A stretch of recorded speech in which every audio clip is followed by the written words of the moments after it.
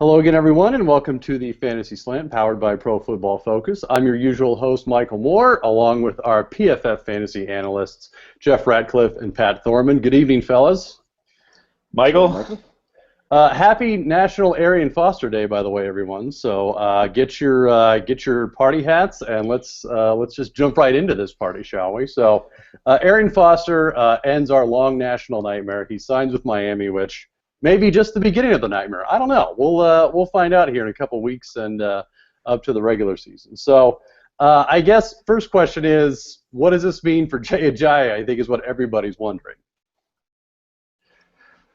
Well, I mean, I guess we have to wait and see, how things go in camp. I mean, there's a long time before even the first preseason game as far as Foster's injury news, and he's still in kind of a danger zone as far as a compensatory injury and whatnot. But I mean, this obviously hurts Ajayi. There's no way around it. And he kind of probably I'm going to move him down to maybe like the RB 28 to 30 range, kind of with those upside RB 3s, like Sims and Gordon, Ivory, and then just wait on the news. I mean, there's really not a lot you can say definitively at this point. Yeah, and I think, too, you look at this from the standpoint of some of the stuff that we've heard about Ajayi in the offseason. You get the vote of confidence from Adam Gase early on. But then you hear, well, I got to run a whole bunch more routes. I didn't run these routes at Boise State. He didn't have to run those routes at Boise State. And Gase wanted him to do a lot more, and he was struggling, Ajayi was. So you look at Foster, silky smooth as a receiver when healthy, and that makes a lot of sense. I mean, they did bring in Kenyon Drake, who has, some dynamic upside, but that could be part of this role for Foster, and then you would expect an early down workload as well. But, I'm with you, Pat. I think that it's fair right now to move Ajayi into that mid-range RB3 spot. I don't know if he's a value there, honestly, and that's going to be the question, and it is going to be a little tough to decipher at this point today as of the signing as compared to 3 weeks from now. I think we're going to have a really good sense of how things are going to shake out, especially if Foster's on the practice field. If he's looking somewhat healthy, then that might tip the scales a little bit, but I can't wait to see how high Foster's ADP skyrockets, because I'm in a couple NFL 10s right now, and it's like the news. It was like you can just predict it. The news happened, and they're in like the 11th rounds, and it was like the next pick. It was like Arian Foster in all the leagues. So it's gonna go crazy over the next couple days, and you look at Foster though, and I guess we should just put this into context. I talked about him today in one of my articles for the site, but the guy has missed 17 games over the last 3 years. He's entering his age 30 season. Obviously not a picture of health. This is the time of a running back's career where the decline is very noticeable and very significant, and few can really escape it. Even Matt Forte last year, who really doesn't get injured, he was banged up a little bit last year, and he looked like he was slowing down in his age 30 season. So even the best of them out there, Father Time catches up with you. So I'm not too crazy about this one from a fantasy standpoint, and it just does stink because Ajayi was right in that spot where he could have been a value as you're getting him really as a front-end RB3 who possibly could give you RB2 production or better, who knows, in that Adam Gase offense, and it really just doesn't look like it's going to happen now. Yeah, it'll be interesting to see what happens with Ajayi's ADP as well. I mean, because now everyone's like, well, you see Arian Foster's name in lights, and everyone is pretty impressed by that. So just in casual leagues, Ajayi's ADP may plummet. I mean, he can go to double-digit rounds at this point, and at that point, you think he probably would be some kind of value because he most likely will get the early down work. Foster didn't look very good rushing the ball last year. He was certainly, like Jeff mentioned, silky smooth catching it. But I think he averaged less than 3 yards per carry. And also, just a quick note, the Dolphins start at Seattle, at New England. They get Cleveland, and they're at Cincinnati. So that's not exactly a great slate to start off as a running back. So maybe they're just throwing Arian Foster to the Wolves so they can preserve Jay Ajayi for the rest of the season. But yeah, and you mentioned it, Jeff. I mean, 30 years old. He's had a torn groin and torn Achilles tendon over the last 12 months. Like, those are pretty serious injuries, especially for a running back, you know? I mean, but with Ajayi, again, it's not like anyone was excited going in. And he was a fifth-round pick last year, so not real big, you know, draft pedigree.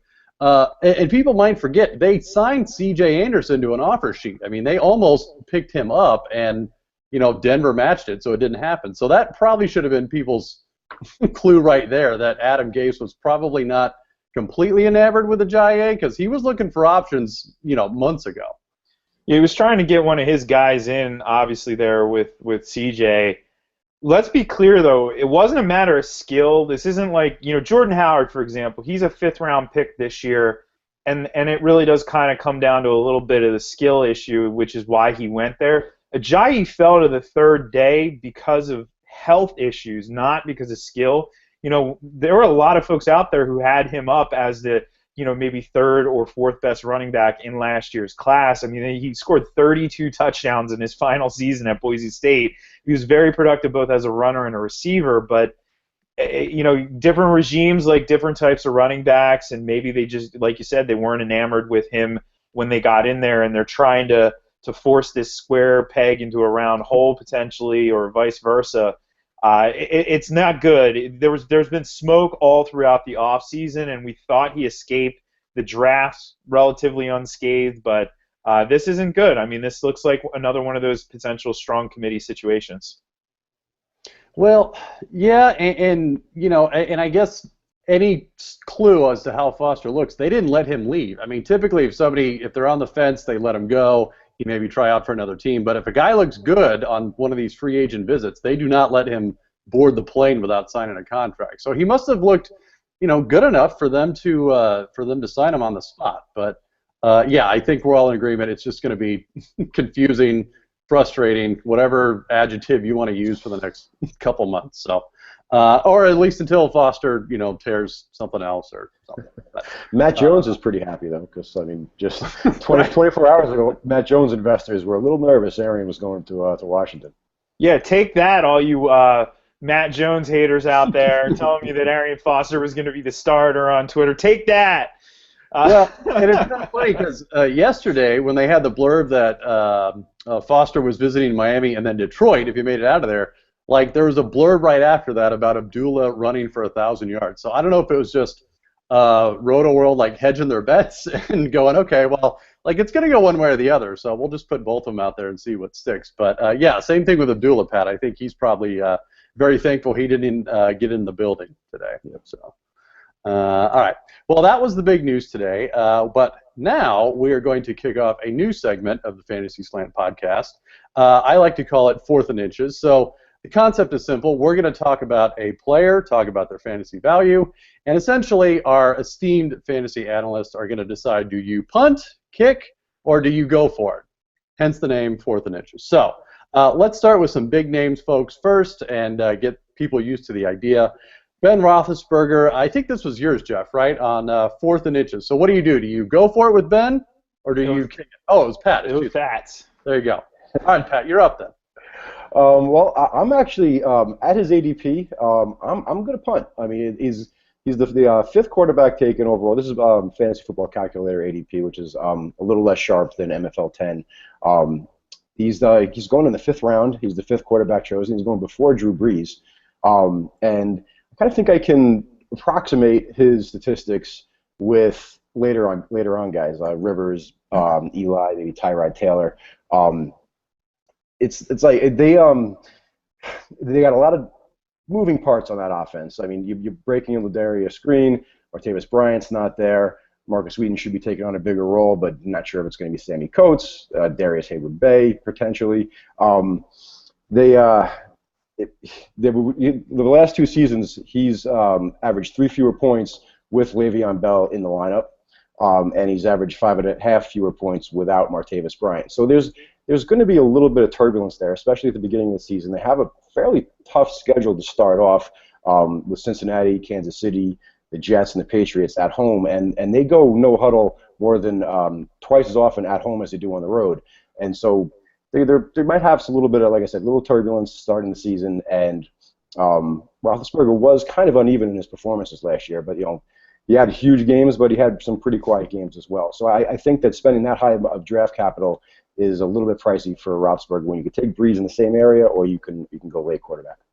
Yeah, and I'm gonna chime in here too because I agree 100% on that. If you're getting him there, I don't like it. And what's interesting, Pat, is I actually have seen people in MFL 10s passing him up in that spot. Breeze going before Roethlisberger, and then Roethlisberger almost becomes a value in that situation. But as the fifth quarterback off the board, and it is, I'm looking at some consensus ADP. He's basically fifth across the board on most commissioner sites. You look at what he did last year, and one of the metrics that I really love using at PFF is fantasy points per dropback. Cam Newton led the position, Russell Wilson second. Last year, Ben Roethlisberger was 16th in fantasy points per dropback, so not particularly effective there. And by the way, you talk about, okay, draft capital and what are we investing in this guy? Well, look at some of the guys who we can get much later on, and then we'll look at that same metric there. So Andy Dalton going as the 14th quarterback off the board. Tyrod Taylor, criminally undervalued at 19th quarterback off the board. Dalton and Tyrod Taylor tied for third in fantasy points per dropback last year. So you can get tremendous value. I agree. I'm kicking on Ben Roethlisberger. Okay. All right. So let's keep it with the quarterback position. Matt Stafford, this was yours, Jeff. So what are you doing with Stafford there? Are you punting or are you going for it? I'm going for it, baby. Stafford is another one of those quarterbacks who's right in that mix. I actually just wrote about Matt Stafford today. I somehow agreed to do 32 articles on the depth charts around the league, so not a moment of clarity. No, I'm kidding, of course. It's been a really great project, and now tomorrow I'll be publishing the 9th and 10th depth chart articles, so only 22 more to go after that one, but the Lions are going to be one of those two, the Lions and Bears. And you look at what Stafford did last year, it was really ugly over the first 8 games. We've talked about this before with Joe Lombardi. Then you get Jim Bob Cooter in there, simplify things a little bit, and he was awesome. He was top 5 in fantasy scoring over the last 8 weeks of the season. He graded out strongly by our analysts at Pro Football Focus. He have 2 interceptions down the stretch. I mean, he was very good, and we've seen this out of Stafford before. Now, of course, he doesn't have Calvin Johnson. Yeah, that's fine. They did get Marvin Jones in. Everybody loves T.J. Jones, so we'll see what happens there. I do expect Ebron to take a step forward. I think, Pat, you probably have a take on him too. But Ebron, you look at what tight ends, how long it takes them, 3 years. This is the 3rd year. I think we really see something there. Stafford has a lot of upside, and this is a guy. How many pass attempts does he have? 650, 675. I mean, I love him at current ADP, and if you're going quarterback by committee, Stafford is not a bad bet to pair up with Andy Dalton, to pair up with Tyrod Taylor, to pair up with Marcus Mariota, to pair up with Kirk Cousins, who everybody, I guess, thinks he's not going to repeat it because he's going 15th in quarterback ADP. You don't have to draft a quarterback until the very end, and you can draft 2 of them. That just sounds like a fun combo, though, right? Like Cousins and Stafford. Like, it's just a roller coaster. It's up and down every single week. But, Pat, yeah, Jeff mentioned it. You are I'm not going to say Ebron homer, but I'm probably going to say Ebron home. So. Yeah, I don't know what Ebron's home is, actually.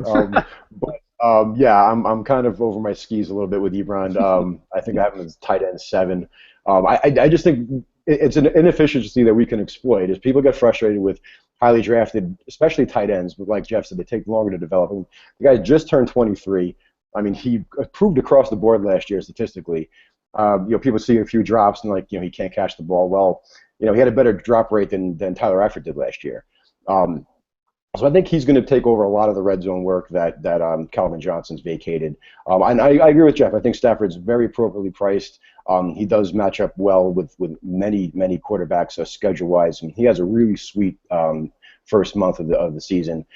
He's at Indy. He's got Tennessee. It could be a shootout in Green Bay, and then he's at Chicago, where Chicago's front 7 is much improved, but their back end is still very questionable. So that could be a funnel type defense where you're going to be throwing the ball a lot. And Detroit's running game is still a major question. So they kind of used last year. They kind of used Theo Riddick as an extension of the running game. and Stafford completed a lot of short passes. His ADOT was through the floor, and his completion percentage went up. But I mean, all those little dump offs to Theo, and that's better than a handoff for Stafford. He's getting points for that.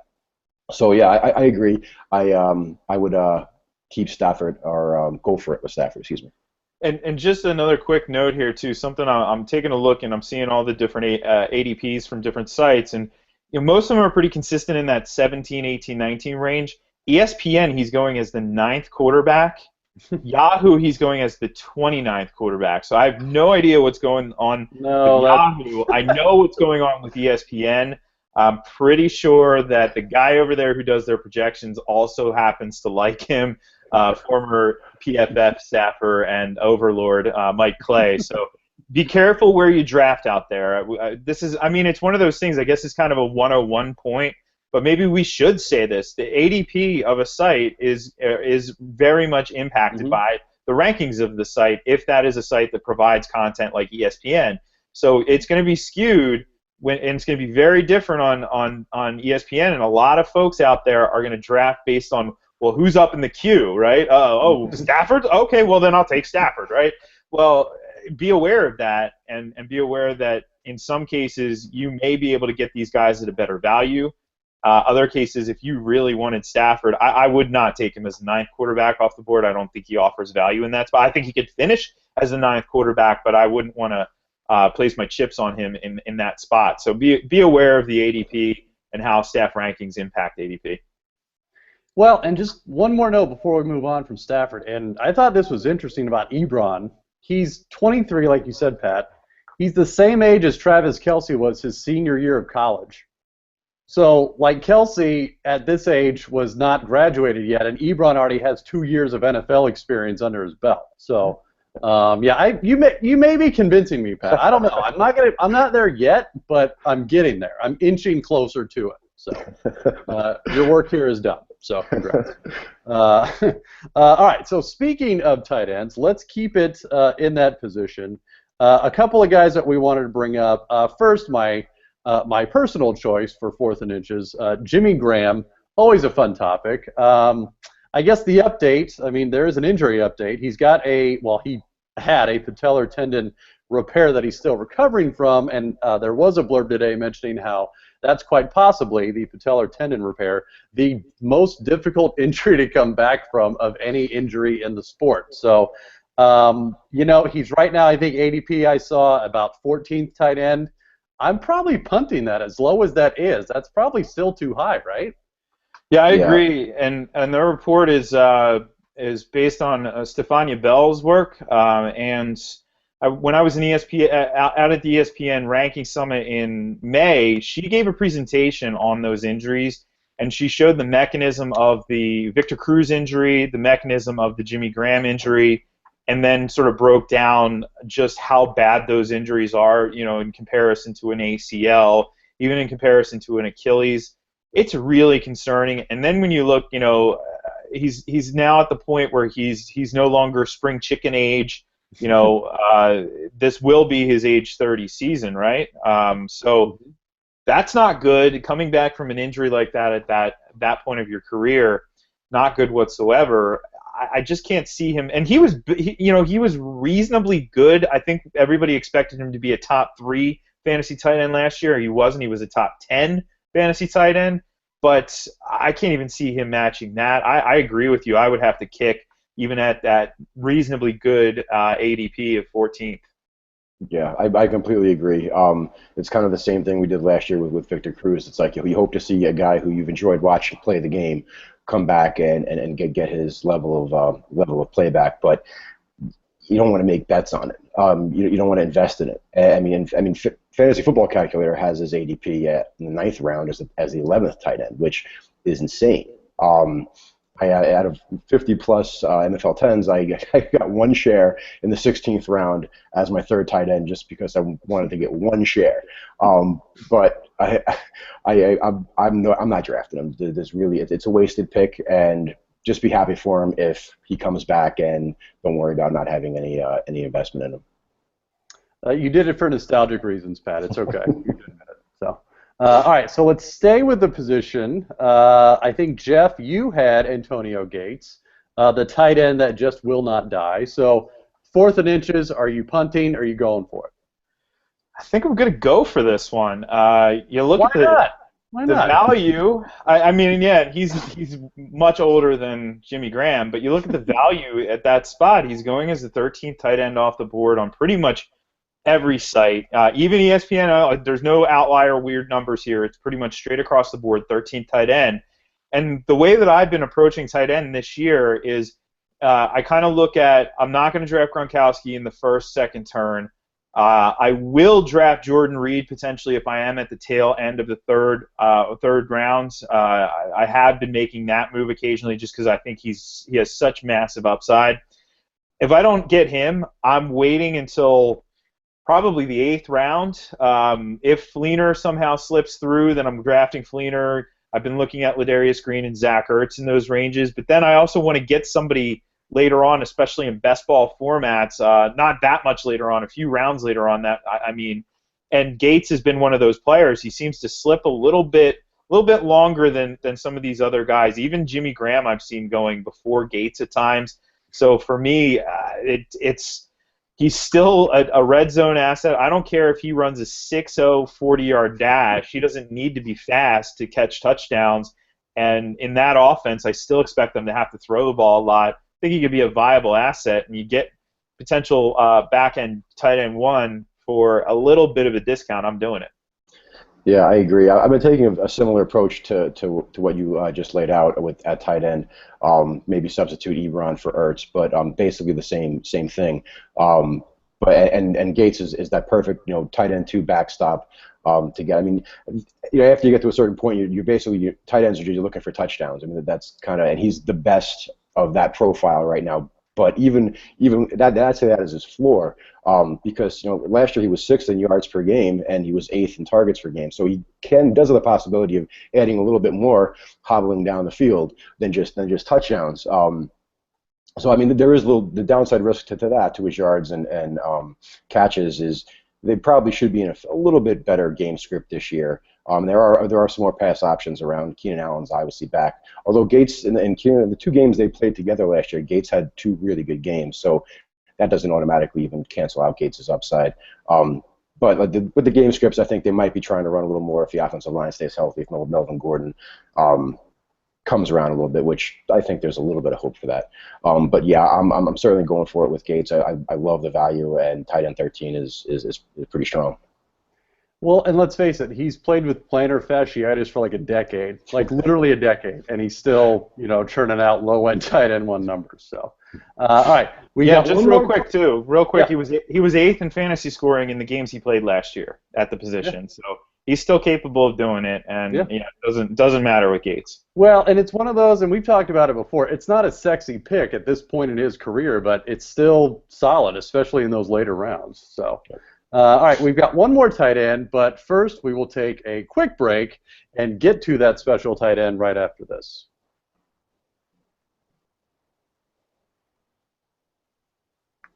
All right, and we are back, and we are going to round out the tight end position portion of 4th and Inches with Pat, your selection, Mr. Delaney Walker, maybe the surprise fantasy player of last year. So, 4th and Inches, are you punting or are you going for it? I'm punting at his ADP. He's going around the 7th round, the 6th or 7th tight end off the board. Last year he was a great value pick. He came through on it. He was the 5th highest scoring tight end. But if he wasn't volume dependent, he was certainly volume enhanced. I mean, he led the position with 130 targets, PFF charted targets. But he was 13th in fantasy points per target amongst all 50-plus tight end 50-plus target tight ends, excuse me. So he wasn't doing a lot on a per target basis, but he was volume dependent, and I think that that volume's not going to be there this year. They are going to try to run. He's a really good blocking tight end actually. So he will be certainly involved. He'll be on the field all the time, obviously. But it just any more running that they can do is going to take away from the volume that he offers. And whether it's Kendall Wright or if TGB comes around, they just signed Matthews. He might not get those targets that he was so dependent on, at least at the volume they did last year. Yeah, 130 targets is a massive number, but he did top 100 the previous year too, so you can almost kind of pencil him in for that kind of target workload. I don't think he's anywhere near 130, but 102, somewhere in that range, perfectly reasonable. He finished ninth in fantasy scoring in 2014. If he's round about the same spot now, he's not outplaying his ADP. So I agree with you 100%. And you look at the team. You mentioned DGB. 42nd wide receiver, man, that is way overvalued for a guy who's not even starting. He's not even a first teamer. So be careful there, folks. Tajay Sharp is the name to know. He's a pretty polished receiver coming into the league as a rookie and just blew right past him. So you have that scenario. Matthews is the guy who I keep pointing to as the undervalued, unknown commodity there. But I don't expect a lot of passing yards out of Marcus Mariota or this offense. And the offense that people have dubbed exotic smash mouth, Mike Mularkey didn't call it that. He said that's what it was called when I was in Pittsburgh in the early 2000s. It was smash mouth because we ran the ball like Jerome Bettis and all that sort of Pittsburgh Steeler mentality. But it was exotic because you had Hines Ward and Cordell Stewart, who were able to do some exotic things, so they just combined the two. He's like, I just want to emulate that offense. He never said, I'm calling this exotic smash mouth. So poor Mike Mularkey on that one. I feel bad for the guy because people are putting words in his mouth. But either way, they're going to run a lot, and yeah, you have to expect that number to go down in terms of targets. And it's a tricky one, Pat, but I think the good news is if you follow our path, you don't have to worry about Delaney Walker. You're drafting other positions in that spot in drafts in 6th, 7th round where he's going. You don't have to worry about him whatsoever, and you just punt on him. Yeah, well, and you had mentioned it, Pat, with Gates.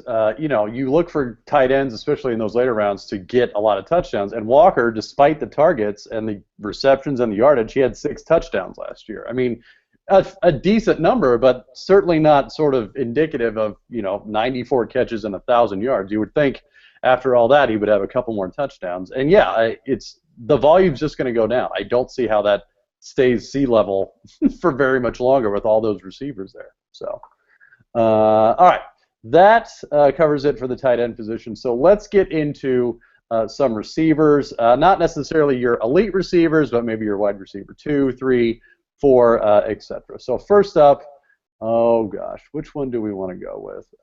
Pat, this will be fun.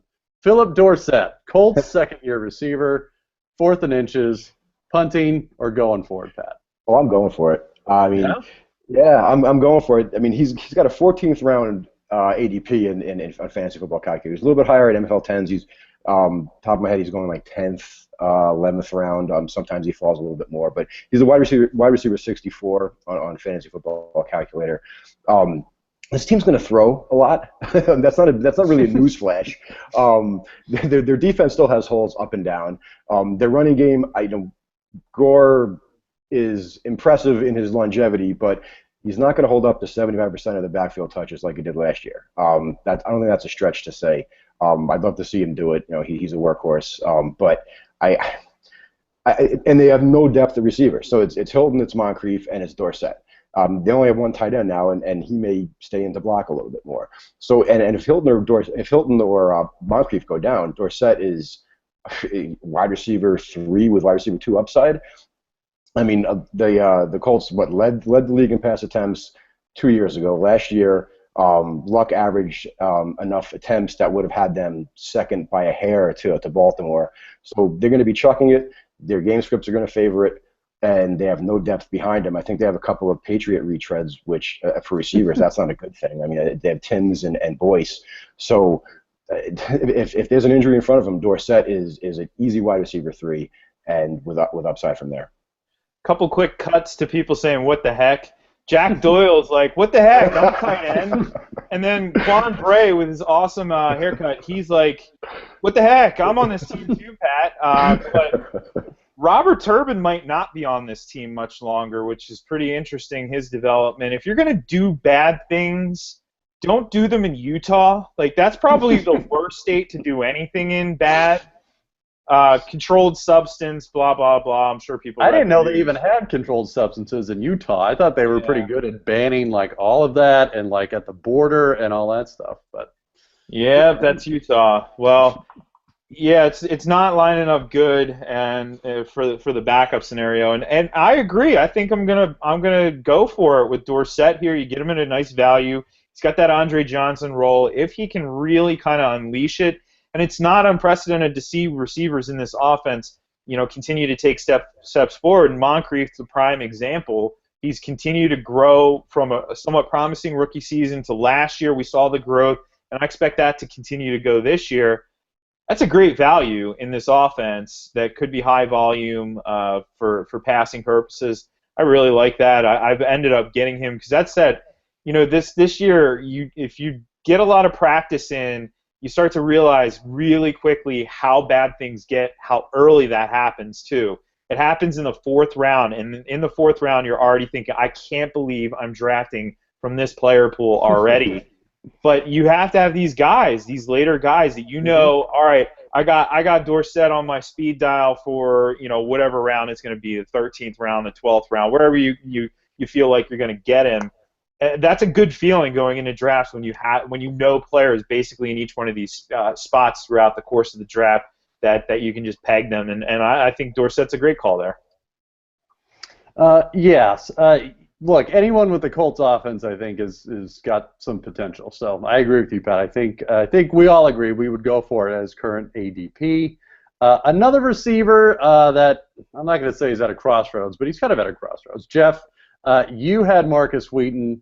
Obviously, not a lot of high expectations, even entering last year or this year, but he keeps hanging around. I mean, you've got suspensions, you've got other things, and he's just not going away. So. Fourth and inches, what are you doing with him, Jeff? I'm going to have to punt.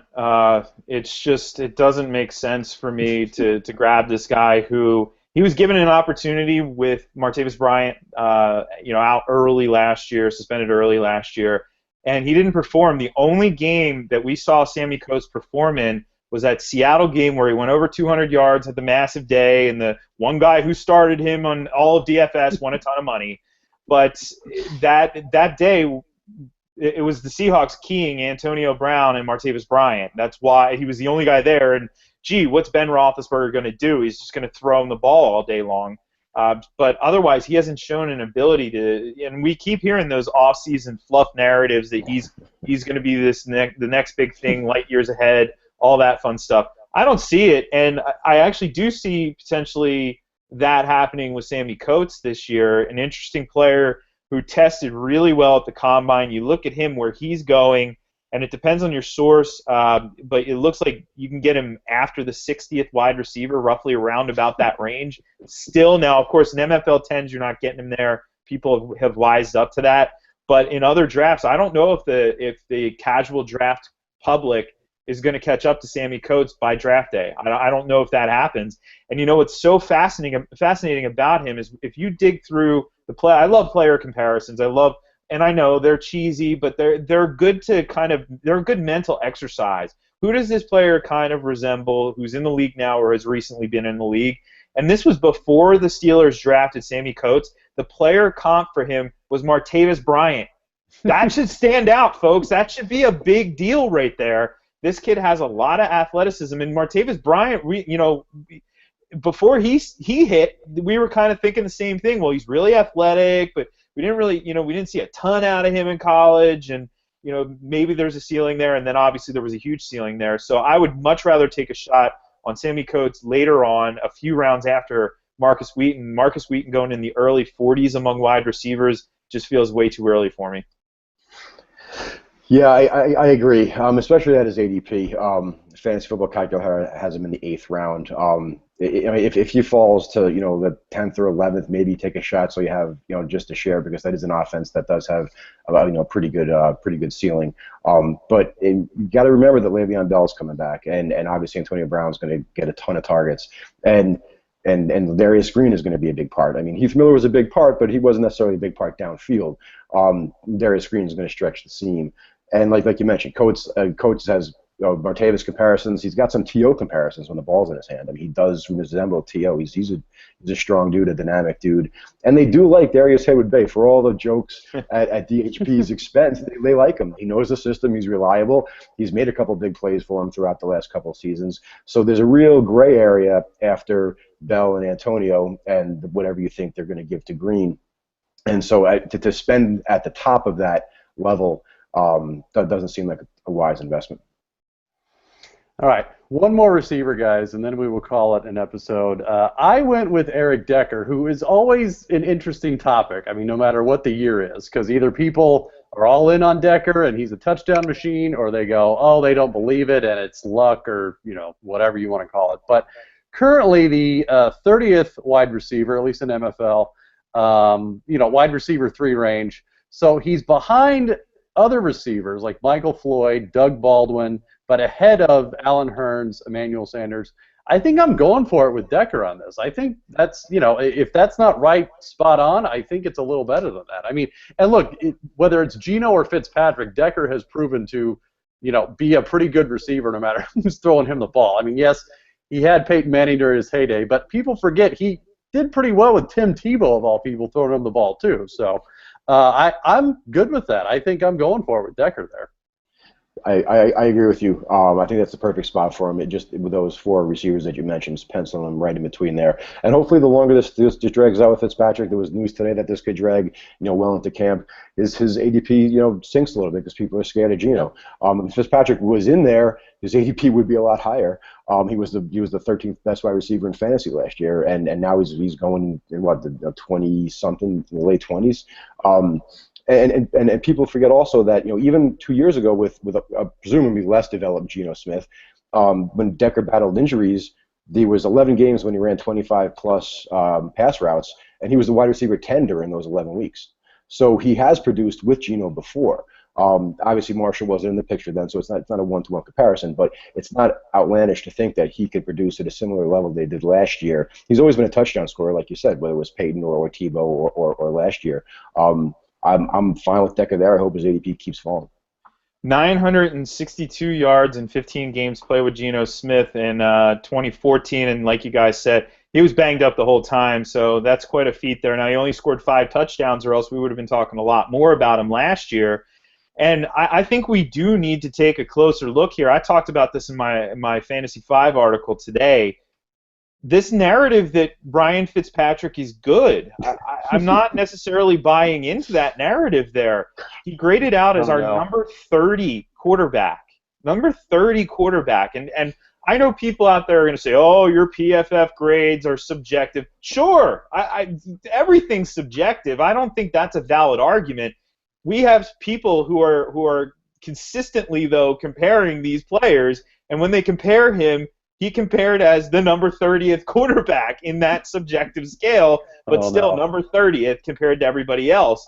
Not good. Not good whatsoever. 59.6% completion percentage. Not good. Not good whatsoever. Made mistakes. Made lots of mistakes. So the idea that Geno Smith coming in is so far worse for everybody on this Jets offense, I think is misguided. I don't think it was Ryan Fitzpatrick. He wasn't the reason why Brandon Marshall had that huge season. He wasn't the reason why Erick Decker scored in 12 of 16 games last year. It had a lot to do with the system. The system promoted that, and they had a guy out there who, is he a cape? He can start. He's shown that he can be a starting quarterback. He can be one of the 32 starting quarterbacks in the NFL. He's not more of a career backup. But the notion that he's some kind of like top 15 quarterback and he's the whole reason why he's the straw that stirs the drink, I don't buy it. And for me, Michael, I think you said it well. It doesn't matter. It doesn't matter if it's Geno Smith in there or if it's Ryan Fitzpatrick. It's not going to move the needle for me. I think Decker's a nice little value where you get him. You can get front-end wide receiver 2 production, and you're getting him as a front-end wide receiver 3. So I think that's fantastic, and I'm going to go for it as well with Decker. Well, and I was thinking about this, looking at his numbers, and tell me what you guys think of this. The one season where, and again, he had injuries and all that stuff, and he had Geno, but that one season 2 years ago where he didn't have as many touchdowns as he usually does, he was the number 1 guy there, right? He was the number 1 receiver.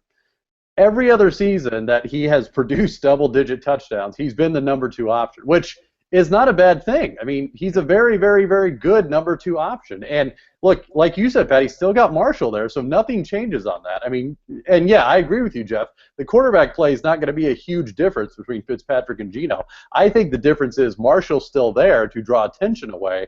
And, you know, Decker's not going to get their best corner or their best cover guy. He's going to get, you know, second, third, whatever. And that really, to me, is more important. As long as Decker has somebody to sort of take the heat off of him, he's going to keep producing these numbers. I don't see any reason why he would stop doing that. And he runs a ton out of the slot, too, so it might not even be the second corner. It might be the third corner. And they're running those four wide receiver sets. In passing plays last year, they ran 4 wide 42.3% of the time. Now, it wasn't across the board in all plays. It was around about 25%. But still, they ran 4 wide receivers 25% of the time. You know, that's just insanity. And that's a fantasy player's dream is what it is. It's fun. It's great. It's so fun. And I think that, you know, I mentioned this, Geno Smith, if he's the starter, he actually kind of surfaces on the 2 quarterback radar, which is crazy to say, but the volume, the offense promotes it. And, you know, again, you're looking for some of these guys in those formats, too. I don't always like to just blow too early picks on quarterbacks. Sometimes it works out that way, but I'm not going to go quarterback if 6 quarterbacks go in the first round and then I'm sitting there with my choice of, you know, Antonio Brown, Le'Veon Bell. I'm gonna probably go that route and make up ground later on.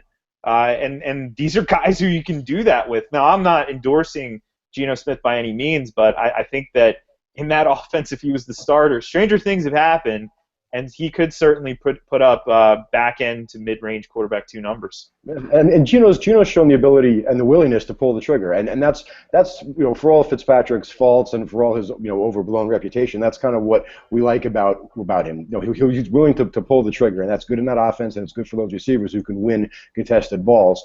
And he can run a little bit, and it promotes fantasy points for him and for his receivers. So I don't necessarily think he's that much better or better at all than Geno Smith is. But Geno can run a little bit as well. And like I said, he's willing to pull the trigger, and that's a great offense for him, and it's great receivers, even if he is a little bit inaccurate. Don't let Twitter know that, though. I was going to say, I took Geno in the Scott Fish Bowl. To @Jeff Ratcliffe, please. You thought Kanye and Taylor Swift just broke the internet. Pat Thorman, that Geno take is going to break the internet. Yeah, I'm calling it. Yeah, we need a hashtag, something. We'll figure it out. Geno-gate. Anyway, all right. Well, that will conclude this edition of the Fantasy Slant. That was a good first run, guys, at the 4th and Inch segment. Before we go, one last note. Pro Football Focus fantasy editor Daniel Kelly has a new book, zombie-related, called The Afterlife. You can get it on Amazon. Look for Afterlife, 2 words, by Daniel Kelly. So, Daniel, there you go. Please don't push my articles out for a month. So, anyway, for Jeff Ratcliffe and Pat Thorman, I'm Michael Moore, and we will see you next time on the Fantasy Slant.